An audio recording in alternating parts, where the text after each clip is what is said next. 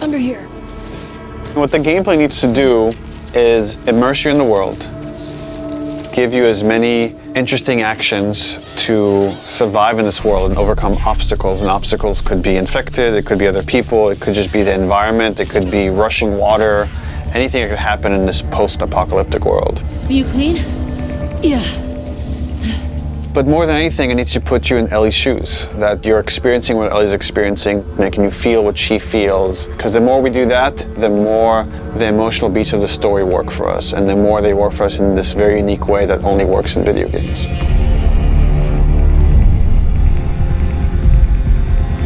The gameplay philosophy of The Last of Us Part 2 is putting you in the shoes of Ellie and everything that means. It means giving you a threat constantly, as this world has. It means giving you the hard choices. Because this game takes place in such a hostile universe and our characters are pushed to do really difficult things, we want to put you in alignment with those choices. We want you to understand how hard certain decisions were for these characters, because they're hard for you. I would say the overarching philosophy of how we approached designing the game mechanically is how can we take things to the next level. Everything kind of comes out of the story. And how do we do it through systems? So one is you have to feel the pressure of survival. Survive by the skin of my teeth. How do I use all the scrap around me? Any kind of bullet, any kind of rag, any kind of bottle of alcohol. How do we give you that sense of being a survivor in this world?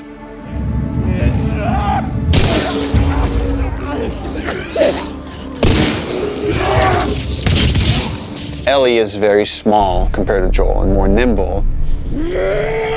How do we make you feel like you're not the strongest person in the room, but you still should be able to rise to the challenge and survive, you know, a fight with a bunch of people that are all bigger than you? So therefore it meant creating a character and systems and mechanics that allow you to be much more nimble. And that's where we added a jump button. Deal. In the first game we had a clamber button, but not really jumping.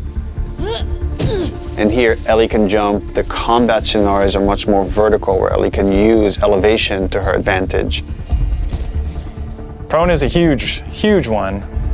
Prone, obviously, it means to lay flat on the ground. Something so simple, again, something that in real life you'd be able to do. Letting the player have access to all their weapons, all the items, crafting, everything, while in that position.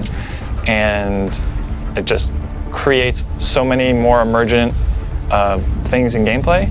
Now that we have this other state that the player could be in, which are very low to the ground, how else can we use this other than just hiding in vegetation? We're like, well, there's a lot of man-made things or different structures that have collapsed that allow just enough space for you to crawl under, which means that now, as enemies are looking for you, you can crawl under things and hide, and it's just one more way to assess your environment and use it to Ellie's advantage. Now, because you can hide under things, we gave the enemies, we made them smarter and gave them the ability to look under things. So while you might hide somewhere and be safe for a while, eventually they're going to start looking under stuff, and if you're hiding under a truck and they spot you, they're going to yank you out and then try to kill you.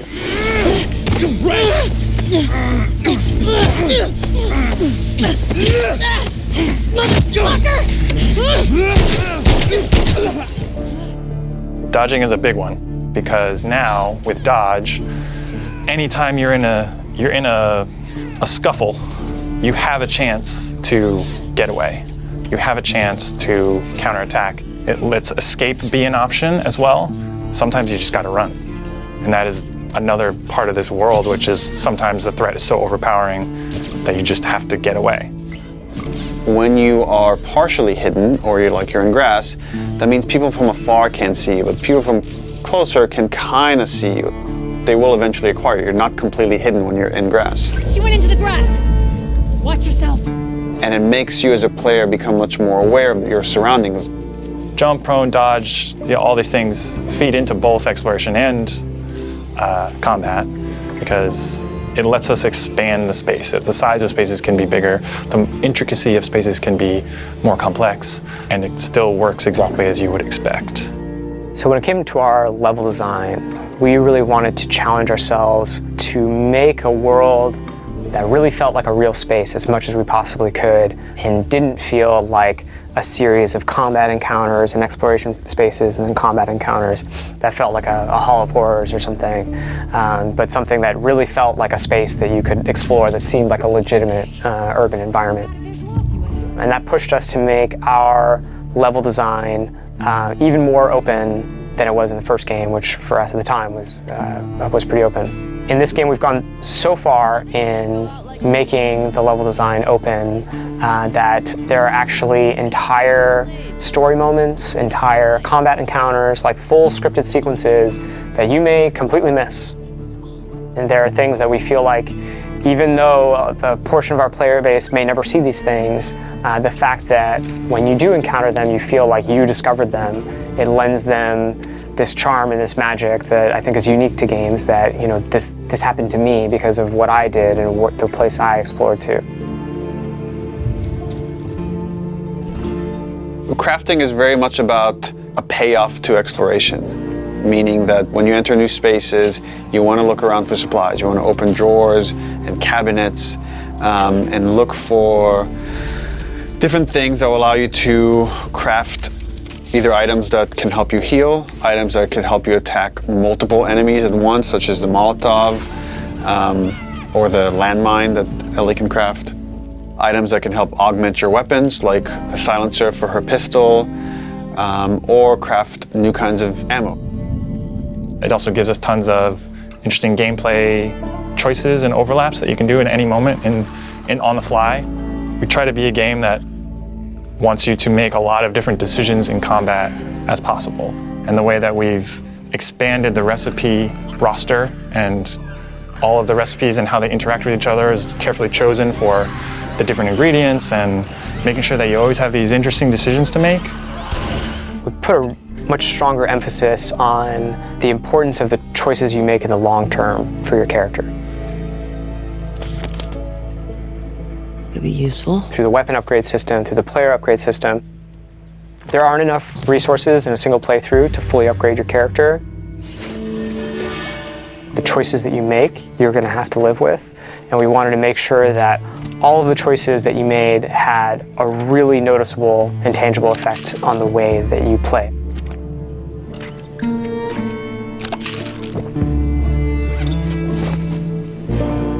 You feel a greater kinship with Ellie because you are living with decisions that you've already made. Like you are continuing this through line of her journey through this world, and the moment-to-moment gameplay is influenced by that in a way that we haven't before. The realization that your choices have these long-term consequences is very much like the nature of the narrative of the game. And I'm happy that the mechanics are supporting that. PlayStation